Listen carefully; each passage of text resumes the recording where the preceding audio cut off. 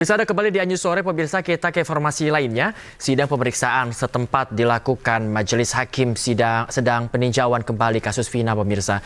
Majelis Hakim dan kuasa hukum terpidana meninjau seluruh TKP yang ada.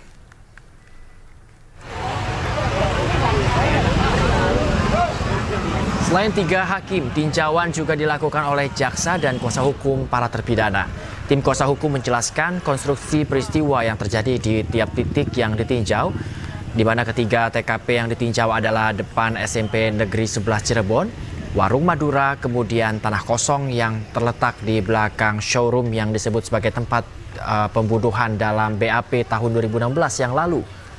Di 3 lokasi ini, tim kuasa hukum memaparkan sejumlah kejanggalan yang ada.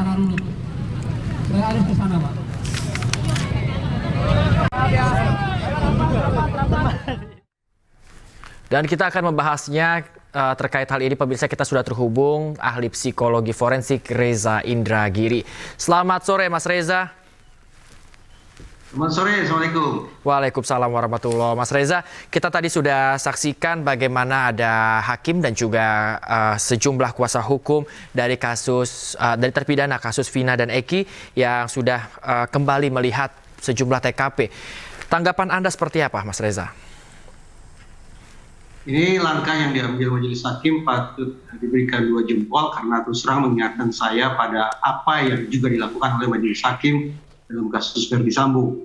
Jadi kalau ditinjau dari sudut pandang psikologi forensik, kualitas keterangan saksi itu ditentukan oleh 2 parameter sesungguhnya. Bahwa keterangan haruslah lengkap dan haruslah akurat. Dan apabila ada lebih dari 1 saksi, maka tambah lagi 1 dasar penilaian, yaitu seberapa jauh sebangun atau sinkron keterangan yang disampaikan oleh para saksi. Nah, boleh jadi setelah memeriksa sekian banyak saksi, Majelis Hakim menyimpulkan bahwa tampaknya keterangan yang diberikan tidak sungguh-sungguh akurat dan atau tidak sungguh-sungguh lengkap dan atau tidak sungguh-sungguh sinkron. Nah, kalau kemudian 3 hal ini tidak terpenuhi atau tidak bisa meyakinkan Majelis Hakim, maka memang sudah barang tentu sepatutnya Majelis Hakim memutuskan untuk datang ke lokasi peristiwa guna mengecek sekali lagi seberapa lengkap, seberapa akurat, dan seberapa sinkron keterangan yang sudah disampaikan oleh para saksi. Tidak tertutup kemungkinan setelah mengunjungi lokasi peristiwa apapun itu, Majelis Hakim justru lebih teryakinkan pada apa yang dicerna sendiri, apa yang dianalisis sendiri oleh diri Majelis Hakim ketimbang yang disampaikan oleh para saksi. Ya, dari peninjauan ada sejumlah tempat dimulai SMP 11, kemudian ada sejumlah warung yang disambangi, lalu juga tadi ada tanah kosong yang dikatakan tadi oleh Nikolai Aprilindo yang merupakan pengacara terpidana ini bahwa tanah kosong tersebut adalah tanah merah. Namun juga ini tidak sebanding dengan penemuan jenazah Vina yang memang pakaiannya bersih. Sementara keterangan waktu itu adalah cuacanya ini habis hujan. Bagaimana melihat hal ini, fakta-fakta yang mulai terkuak? Saya terus terang orang yang tidak mengharamkan keterangan saksi, tapi saya orang yang skeptis terhadap keterangan saksi. Karena itu ketimbang proses penegakan hukum memforsir terlalu banyak stamina dan waktu untuk membongkar keterangan, akan jauh lebih tepat mencari bukti-bukti lainnya. Bicara tentang bukti-bukti lainnya, teringat oleh saya bahwa bahkan Kapolri Jenderal Listio Sigit pun beberapa waktu lalu mengatakan bahwa proses penegakan hukum atau proses penyidikan oleh Polda Jabar pada tahun 2016 tidak sungguh-sungguh memadai dari sudut pandang saintifik. Jadi kita pada satu sisi, atau saya paling tidak pada satu sisi menilai ada keterangan sekian banyak saksi yang patut dipertanyakan, namun sayang beribu sayang pada lain sisi ternyata ada kerja-kerja kepolisian yang tidak sungguh-sungguh sekali lagi taat pada kaidah saintifik. Nah, andaikan harus diadu, saya lebih percaya yang mana? Keterangan sekian banyak saksi terkait dengan pakaian almarhumah Vina atau hasil pembuktian di lapangan terkait dengan kondisi tanah dan baju yang bersih. Terus terang saya harus katakan saya akan mengesampingkan keterangan saksi ataupun keterangan terdakwa sekalipun, tapi saya lebih percaya pada pembuktian di lapangan akan lebih jitu apabila disertai dengan langkah-langkah saintifik bagaimana sesungguhnya kondisi pakaian korban dibandingkan dengan kondisi tanah di tempat yang disebut-sebut sebagai lokasi kejadian. Iya, kalau kita melihat dari beberapa fakta yang didapatkan dari hari ini, artinya konstruksi yang ada di dakwaan ini semua ini harus berubah total. Lalu sebenarnya apa yang harus dilakukan setelah ini, Mas Reza? Ini persis dengan diskusi di tahap awal gemparnya peristiwa Cirebon 2016 pada tahun 2024. Yang saya masuk ke gemparan itu adalah ternyata publik bertanya ulang tentang apakah proses penegakan hukum di tahun 2016 dan 2017 sudah prosedural, sudah proporsional, dan sudah profesional. Kalau kita simak pandangan para citizen maupun netizen, tampaknya gelombang terbesar adalah publik skeptis terhadap proporsionalitas, kemudian prosedur, dan juga profesionalitas otoritas penegakan hukum pada tahun 2016 tersebut. Oleh karena itu, sebagai langkah koreksi, maka memang sudah sepatutnya, ini rekomendasi saya sejak awal, otoritas penegakan hukum terutama Polri melakukan eksaminasi.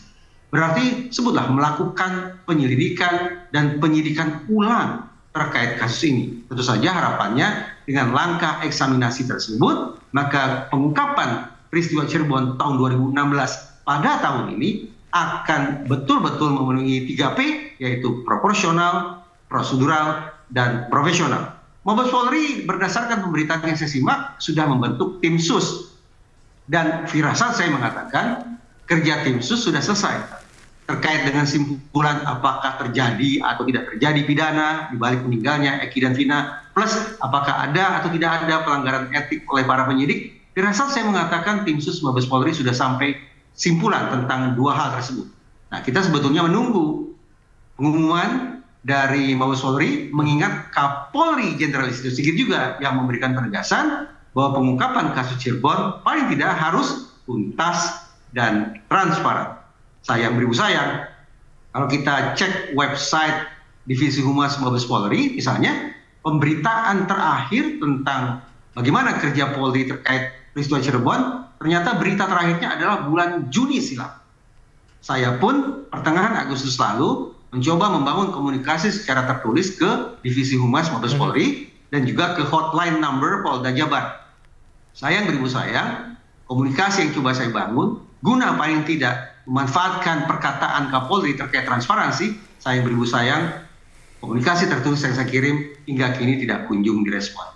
Ya, dari meninjau beberapa tempat yang dilakukan hari ini dan adanya fakta-fakta baru yang memang kalau menurut pengacara terpidana ini tidak sesuai dengan yang ada di dakwaan. Apakah melihat ketidaksesuaian ini yang akhirnya membuat kasus Vina dan Eki ini akhirnya bergulir begitu panjang sejak tahun 2016? Saya ingin memberikan indikator yang lebih konkret tentang kata ketidaksesuaian. Ya. Bahwa mengacu temuan Conviction Integrity Unit, mereka melakukan riset, mereka menyimpulkan ada dua penyebab utama mengapa proses penegakan hukum menjadi sedemikian semerawut. Yang pertama adalah adanya bukti-bukti yang secara sengaja justru disembunyikan oleh penyidik. Padahal kalau bukti-bukti itu dibuka, disodorkan di ruang sidang secara utuh, maka tidak tertutup kemungkinan akan mengubah nasib terdakwa. Itu penyebab kekacauan pertama. Penyebab kekacauan kedua adalah istilahnya false confession, bahwa proses penegakan hukum terlalu mengandalkan upaya untuk mendapatkan pengakuan dari tersangka ataupun menggali keterangan dari para saksi. Sudah ratusan kali saya katakan. Ya. Ketika proses penegakan hukum terlalu mengandalkan pada mencari keterangan, ini sesungguhnya membangun jebakan sendiri. Kenapa? Karena keterangan yang digali sedemikian rupa, apalagi dengan menggunakan cara-cara kekerasan, baik itu dari tersangka maupun para saksi, itu rentan untuk mengalami fragmentasi dan distorsi. Ya. Secara kebetulan, menyimak lalu lintas narasi, diskusi, dan pemberitaan di berbagai macam media, saya menemukan kemiripan bahwa seolah ada bukti-bukti tertentu yang sengaja disembunyikan, dan juga betapa proses penegakan hukum atas peristiwa Cirebon 2016 terlalu mengandalkan pada mencari keterangan dari saksi dan pengakuan dari para tersangka.